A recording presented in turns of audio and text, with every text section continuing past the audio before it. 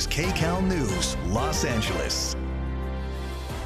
Right now on KCAL News at 9, new details on a 15-year-old Orange County murder case. Tonight, thanks to new DNA evidence, investigators have identified a woman who was kidnapped and set on fire in an Irvine parking lot. And KCAL News assignment editor Mike Rogers at the desk now. Mike, we first told our viewers about this murder in 2009.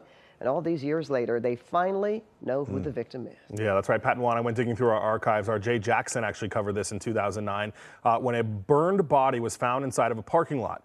Now, investigators soon after made an arrest, but they never knew who the victim was. I want to show you a sketch they put out at the time. This is all they had to go on, asking for the public's help.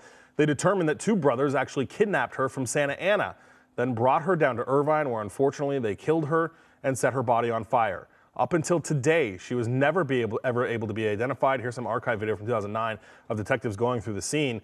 Now, through DNA evidence, they have identified her as just 14 years old. They say her name was Marcia Cherie Thomas.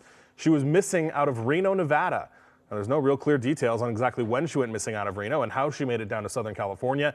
But ultimately, she did meet her fate in 2009 when she got into that car and was ultimately killed by the two brothers. Now, one of the brothers was actually convicted, but it took until 2022 to get that conviction. The Orange County District Attorney's Office and Irvine PD say now the second brother will soon face charges in this murder as well. Both of them were arrested fairly quickly after the crime, but the adjudication process, the case took a long time to put together, but ultimately they did. One of them convicted, as I mentioned, the other one going through the court process now.